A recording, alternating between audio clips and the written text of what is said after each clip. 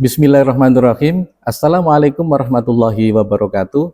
Perkenalkan, nama saya Muhammad Solik Eskom Mkom. Saya merupakan dosen tetap program studi rekayasa perangkat lunak pada Universitas Telkom Kampus Surabaya. Saya menjadi seorang dosen di Kampus Telkom sejak tahun 2018, di mana Kampus Telkom di Surabaya pada waktu itu bernama Institut Teknologi Telkom Surabaya. Saya mengampu beberapa mata kuliah, diantaranya adalah jaringan komputer, algoritma dan pemrograman, algoritma dan struktur data, kecerdasan buatan, dan beberapa mata kuliah yang lain. Sebagai syarat mengikuti sertifikasi dosen pada gelombang 1 tahun 2025, maka pernyataan diri dosen dalam unjuk kerja Tridharma Perguruan Tinggi pada bidang pengajaran, saya memilih mata kuliah kecerdasan buatan. Mata kuliah ini ditujukan kepada mahasiswa program studi rekayasa perangkat lunak pada Fakultas Teknologi Informasi dan Bisnis Institut Teknologi Telkom Surabaya pada semester 4 tahun ajaran 2022-2023 semester genap dengan kode mata kuliah SEC 22K3 dengan bobot 3 SKS. Diselenggarakan dalam 16 pertemuan tatap muka dengan rincian 14 kali pertemuan materi dan 2 kali masing-masing untuk ujian tengah semester dan ujian akhir semester. Mata kuliah ini mendeskripsikan bagaimana membangun suatu software atau sistem cerdas meliputi penggunaan intelijen agen, metode klasifikasi, metode clustering, metode optimasi, dan deep learning. Adapun capaian pembelajaran lulusan dari mata kuliah kecerdasan buatan ini adalah mahasiswa mampu menunjukkan sikap bertanggung jawab atas pekerjaannya di bidang keahliannya secara mandiri. Mahasiswa mampu menunjukkan kinerja mandiri, bermutu, dan terukur. Mahasiswa mampu menerapkan algoritma paralel yang dapat memanfaatkan sumber daya komputasi yang tersedia dengan efisien. Mahasiswa mampu menerapkan ilmu probabilitas dan statistik dalam berbagai tahap pada proses pengembangan perangkat lunak. Adapun capaian pembelajaran mata kuliah atau CPMK yang diharapkan adalah mahasiswa mampu menganalisis konsep kecerdasan buatan dalam perangkat lunak. Mahasiswa mampu merancang perangkat lunak cerdas. Mahasiswa mampu memanajemen data perangkat lunak cerdas secara mandiri. CPMK ini mempunyai makna mahasiswa dapat menganalisis kebutuhan konsep kecerdasan buatan pada suatu software, merancangnya sehingga perangkat lunak tersebut mempunyai kemampuan cerdas. Di samping itu, penting untuk melakukan manajemen data, karena akan ada banyak data sehingga perlu diatur sedemikian rupa mana data yang digunakan untuk kepentingan sistem cerdas. Topik bahasan pada mata kuliah kecerdasan buatan ini antara lain konsep dasar kecerdasan buatan, konsep intelijen agen, konsep klasifikasi, konsep clustering, konsep optimasi, konsep deep learning, dan konsep kecerdasan buatan pada perangkat lunak. Referensi yang digunakan pada mata kuliah ini antara lain Pattern Recognition and Machine Learning sebagai referensi utama, dan referensi pendukung lainnya antara lain Artificial Intelligence, A Modern Approach, Computational Intelligence, dan Deep Learning. Dalam proses penyampaian materi kepada mahasiswa, saya menggunakan 3 komponen proses pembelajaran, antara lain delivery, interaction, dan assessment, atau disingkat dengan DIA. Delivery yakni saya menyampaikan materi melalui ceramah dan modul ajar yang disampaikan melalui LMS. Interaction yakni saya melakukan komunikasi 2 arah, antara lain diskusi, tanya jawab, dan presentasi mahasiswa. Kemudian, asesmen yang saya gunakan dalam mengevaluasi capaian pembelajaran antara lain kuis 10%, tugas 25%, presensi 10%, ujian tengah semester 25%, dan ujian akhir semester 30%. Dalam ujian tengah semester, metode yang digunakan berbentuk tes tulis, sedangkan untuk ujian akhir semester dalam bentuk project based atau membangun suatu software dengan kemampuan kecerdasan buatan. Baik, berikut adalah video proses pembelajaran pada mata kuliah kecerdasan buatan dengan materi pada pertemuan 5, yakni Decision Tree. Mari kita simak. Wassalamualaikum warahmatullahi wabarakatuh. Assalamualaikum warahmatullahi wabarakatuh. Waalaikumsalam warahmatullahi wabarakatuh. Apa kabar semuanya? Baik, Pak. Alhamdulillah. Semoga perkuliahan pada siang hari ini dapat berjalan dengan baik, teman-teman dalam keadaan sehat dan dapat menerima materi dengan baik. Sebelum kita mulai, ada baiknya kita berdoa dulu sesuai dengan keyakinan masing-masing. Berdoa dipersilahkan. Selesai. Saya cek kehadiran terlebih dahulu. Muhammad Rizky Asmi, Dewa Nandika, Damasha Ine Larissa, Muhammad Fakih Amirullah, Teguh Sembada, Rian Adi Saputra, Akil Ijaz Haryanto, Ahmad Zufar, Kresna Agung Wijaya Sukmana. Oke, semuanya hadir. Ya. Sebelum kita mulai pembelajaran kita pada siang hari ini, saya ingin tahu review materi minggu yang lalu. Barangkali ada yang mau merespon tentang support vektor mesin. Mungkin algoritmanya ada yang ingin menjawab ini. Silakan. Yang keras ya, yang keras. Review dari perkuliahan minggu kemarin itu tentang algoritma support vektor mesin. Nah, itu kita mempelajari yang pertama, tentukan target kelas dari perhatian.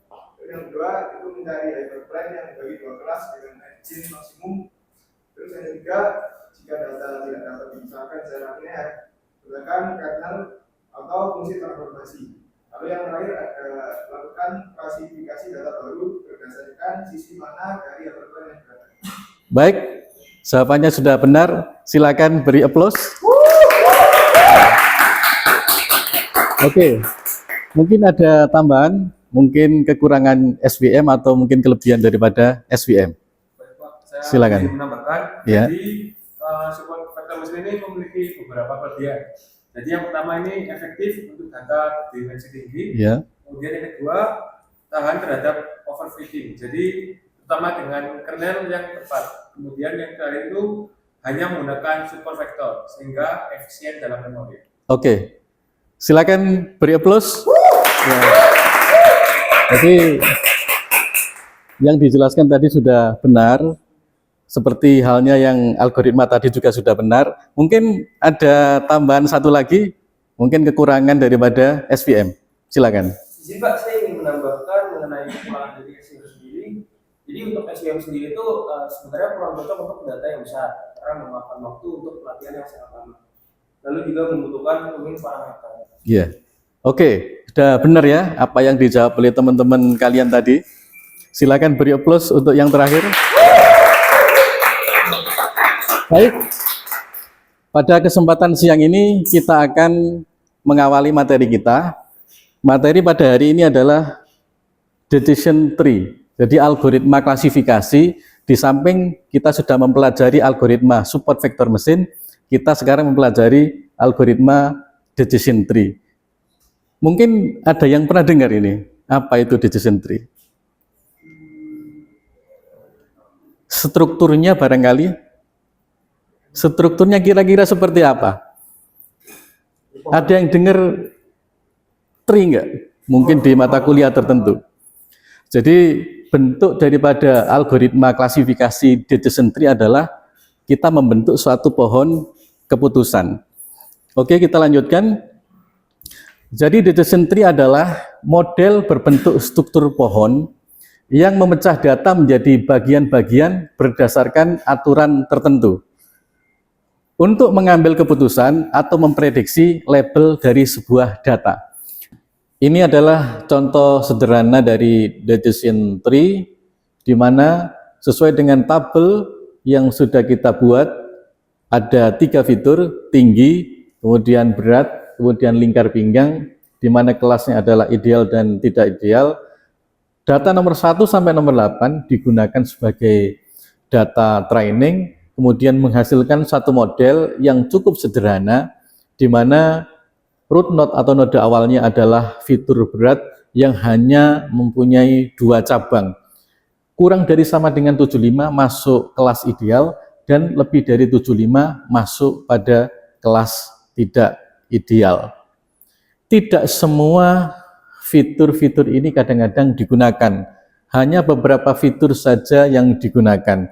Kebetulan model yang kita bangun ini menggunakan decision tree, hanya fitur berat saja yang digunakan, di mana cabangnya adalah kurang dari sama dengan 75 dan lebih dari 75. Kemudian setelah kita sudah membangun satu model, maka kita boleh atau bisa melakukan uji coba 2 data ini. Misalnya data nomor 9, nilai beratnya adalah 72, maka kita lihat 72 adalah kurang dari sama dengan 75, masuk kelas ideal. Kemudian data nomor 10, nilainya 88, kita lihat 88 itu lebih dari 75, masuk kelas tidak ideal. Sekarang pertanyaannya adalah bagaimana membentuk decision tree. Misalnya kita punya suatu data seperti ini, cuaca, suhu, kelembapan, angin, main tenis. Ini adalah di kolom bagian atas. Main tenis ini disebut dengan kelas. Kelasnya kira-kira ada berapa ini? Ada kelas tidak, artinya tidak main tenis. Ada kelas iya, berarti jadi main tenis. Kemudian untuk menentukan keputusan iya dan tidak ini ada 4 atribut. Yang pertama adalah atribut cuaca, suhu, kelembapan, dan angin. Atribut itu bisa dikatakan sebagai fitur. Ya. Kemudian yang di sini cerah, berawan, hujan, ini disebut dengan atribut value.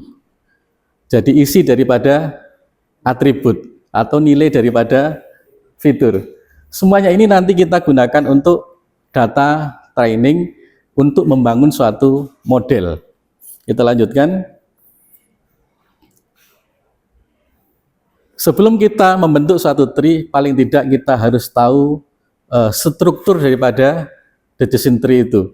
Yang pertama, kita harus membentuk suatu root node atau node awal, seperti yang ada di gambar itu. Kemudian yang kedua, ada cabang. Kemudian yang ketiga adalah internal node. Internal node ini bisa kita implementasikan, bisa juga tidak. Kadang-kadang setelah kita membuat root node, kemudian membentuk cabang, langsung kepada leaf node atau keputusan. Kemudian leaf node. Jadi mulai dari root node, cabang, internal node, sampai dengan leaf node, ini merupakan struktur dari decision tree. Gitu ya. Kemudian apa algoritma daripada decision tree itu? Yang pertama, pilih fitur terbaik dulu untuk membentuk suatu root node atau node awal. Jadi node awal itu bisa dihitung dengan menggunakan nilai impurity yang paling kecil atau information gain yang paling besar. Nah itu ketika menemukan information gain yang paling besar, maka kita posisikan pada node awal atau root node. Kemudian yang kedua adalah pisahkan data ke dalam cabang sesuai nilai dari fitur tersebut. Setelah kita sudah sukses menghitung root node atau kita sudah menentukan node awalnya, maka kita bisa menentukan cabang daripada root node itu. Kemudian ulangi proses untuk setiap subset data untuk membentuk cabang baru. Semua data dalam cabang memiliki label yang sama, itu dikatakan sebagai dengan pure, murni. Atau jika tidak pure, maka tidak ada lagi fitur yang bisa digunakan. Kemudian buat leaf node pada akhir setiap cabang sebagai hasil klasifikasi. Jadi pada akhirnya kita harus memutuskan iya dan tidak. Tidak ada cabang yang tidak ada leaf node-nya. Pasti paling terakhir adalah leaf node atau node daun. Oke, kita lanjutkan. Baik, mari kita sekarang menghitung root node. Di mana root node ini melibatkan beberapa perhitungan. Yang pertama adalah menghitung entropi atau menghitung derajat kemurnian. Menghitung entropi ada dua, yakni entropi kelas dan entropi atribut atau entropi fitur. Rumusnya seperti yang Anda lihat. Kemudian yang nomor dua adalah menghitung information gain. Jadi di samping kita menghitung entropi, langkah yang kedua adalah kita menghitung information gain dari semua atribut atau semua fitur. Kemudian information gain yang paling tinggi itu digunakan sebagai root node atau node awal. Kemudian untuk menghitung information gain atribut itu kita dapatkan dari entropi kelas dikurangi dengan entropi atribut. Oke, kembali lagi ke tabel ini, kita mau membentuk suatu decision tree. Yang pertama kita menghitung entropi kelas dulu, kemudian entropi dari 4 atribut ini, yakni entropi atribut cuaca, entropi atribut suhu, entropi atribut kelembapan, dan entropi atribut angin. Selanjutnya kita menghitung entropi kelas. Ada berapa kelas tadi? Dua. Kelas iya dan kelas tidak. Tidak dan iya untuk apa itu? Main tenis dan tidak main tenis. Jumlah iya tadi ada 9, jumlah tidak ada 5. Kemudian kita hitung menggunakan rumus tadi, ketemunya adalah 0,940. Kemudian selanjutnya adalah kita menghitung entropi daripada atribut cuaca. Nah, di dalam atribut itu ada atribut value apa? Cerah, berawan, dan hujan. Nah, kita hitung entropi daripada cerah, itu ketemu 0,971, kemudian entropi daripada berawan 0, 0 berarti apa?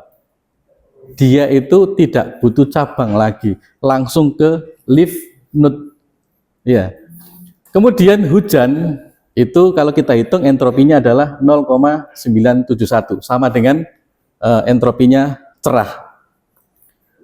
Kemudian kita hitung entropi daripada suhu, di mana suhu itu ada atribut value-nya panas, sedang, dan dingin.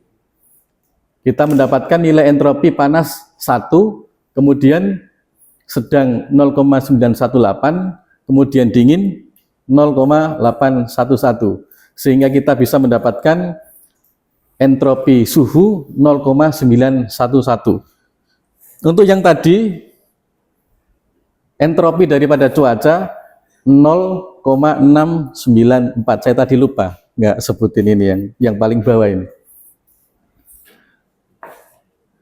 Oke, kemudian kita menghitung untuk kelembapan. Kelembapan ini mempunyai atribut value tinggi dan normal. Untuk tinggi mempunyai entropi 0,985, untuk normal entropinya adalah 0,592. Sehingga ketika dihitung kita mendapatkan nilai entropi daripada kelembapan yakni 0,789. Kemudian kita hitung entropi daripada angin. Ada atribut value lemah dan kuat. Untuk lemah entropinya adalah 0,811. Untuk kuat entropinya adalah 1. 1 itu menandakan bahwa antara iya dan tidak itu nilainya sama. Kita lihat nilainya 3, ini nilainya 3. Dari kedua atribut value yang sudah dihitung entropinya ini, kita bisa menghitung entropi daripada angin. Dengan hasil perhitungan nilainya adalah 0,892. Dari entropi yang sudah kita hitung tadi, cuaca, suhu, kelembapan, dan angin, akhirnya kita bisa menghitung information gain-nya. Jadi information gain itu bisa dihitung dari apa tadi? Entropi kelas dikurangi dengan entropi atribut. Sehingga kita bisa mendapatkan information gain daripada cuaca adalah 0,246. Kemudian information gain daripada suhu adalah 0,029. Kemudian information gain untuk kelembapan 0,151. Kemudian information gain untuk angin 0,048. Sehingga dari 4 ini yang paling gede, yang paling besar information gain-nya itu apa itu? Cuaca. Sehingga kita bisa menentukan root node dari cuaca, suhu, kelembapan, angin. Kita bisa memilih mana ini? Cuaca. Kita gambar di sini cuaca sebagai node awal. Kemudian cabang-cabangnya ini apa saja? Cabang-cabang daripada cuaca ini adalah atribut value-nya cuaca. Ada cerah, ada berawan, dan ada hujan. Oke, kita lanjutkan. Kita sudah bisa menentukan cabang, cerah, berawan, hujan. Sekarang kelanjutan daripada cerah ini, internal node atau cabangnya itu apa saja? Nah, ini tidak cukup hanya cerah, berawan, dan hujan. Kita harus menghitung sampai leaf node. Ya, kita fokus di cerah dulu. Untuk menentukan internal node dari cerah, apakah mengkombinasikan cerah dengan suhu, cerah dengan kelembapan, atau cerah dengan angin. Kemudian kita menghitung lagi entropi dari suhu terhadap cerah, kemudian yang kelembapan, entropi kelembapan terhadap cerah, kemudian untuk yang angin, entropi angin terhadap cerah. Begitupun juga untuk information gain. Fokus pada perhitungan ini, kita gandengkan cerah dengan suhu, di mana suhu itu ada panas, ada sedang, ada dingin. Kita hitung, panas mempunyai entropi 0. Biasanya kalau nilainya 0 ini, salah satu antara iya dan tidak ini nilainya harus 0. Kemudian untuk sedang, ini nilainya adalah 1 entropinya. Ini berarti antara iya dan tidak ini nilainya sama. Kemudian untuk dingin itu nilai entropinya adalah 0. Kemudian entropi suhu terhadap cerah ini nilainya 0,4. Kemudian information gain suhu terhadap cerah ini nilainya 0,571. Selanjutnya cerah dan kelembapan. Cerah dengan kelembapan, di mana kelembapan itu mempunyai nilai tinggi dan normal. Kemudian kita melakukan perhitungan, nilai entropi daripada tinggi adalah 0, kemudian nilai entropi daripada normal adalah 0. Kemudian kita bisa menghitung entropi kelembapan terhadap cerah, nilainya adalah 0, kemudian information gain kelembapan terhadap cerah ini nilainya 0,971. Fokus kepada entropi nilai 0, yakni tinggi dan normal, ini berarti langsung bisa menuju kepada leaf node. Selanjutnya adalah cerah dengan angin, di mana angin itu mempunyai nilai lemah dan kuat. Kalau kita hitung, lemah mempunyai entropi 0,918, kemudian untuk kuat ini mempunyai entropi 1. Kemudian kita hitung entropi angin terhadap cerah menghasilkan nilai 0,951, kemudian information gain angin terhadap cerah mendapatkan nilai 0,020. Selanjutnya adalah perbandingan information gain. Dari cabang kelembapan ini menghasilkan information gain kelembapan terhadap cerah yakni 0,971, kemudian suhu ini menghasilkan information gain suhu terhadap cerah 0,571, kemudian angin menghasilkan information gain angin terhadap cerah 0,020. Dari ketiga ini, kelembapan, suhu, dan angin, mana yang lebih besar? Kelembapan. Sehingga kita bisa menentukan internal node daripada cerah ini adalah kelembapan. Oke? Bisa difahami ya? Oke. Oleh karena itu, yang tanda tanya itu silakan dikerjakan secara kelompok. Ini kelompok pertama yang depan, kelompok kedua yang belakang. Kelompok pertama ada 4 orang, kelompok kedua 5 orang. Saya kasih waktu 10 menit. Baik, waktunya sudah selesai, tugas kelompoknya. Silakan maju salah satu dari rekan-rekan semua untuk mewakili kelompoknya untuk menjawab internal node dari berawan dan hujan. Silakan. Ya, silakan.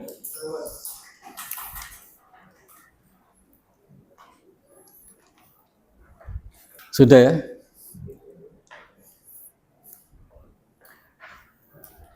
Baik, kita lihat jawaban dari teman Anda semuanya. Jadi dari cabang berawan itu langsung ke leaf node, iya, berarti memutuskan untuk ikut tenis. Dengan perhitungan bahwa entropi daripada berawan itu nilainya 0. Jadi nilai 0 ini itu memutuskan kita langsung menghubungkan antara berawan dengan leaf node-nya. Oke. Kemudian untuk kelompok yang kedua silakan maju. Silakan. Ahmad Zufar ya.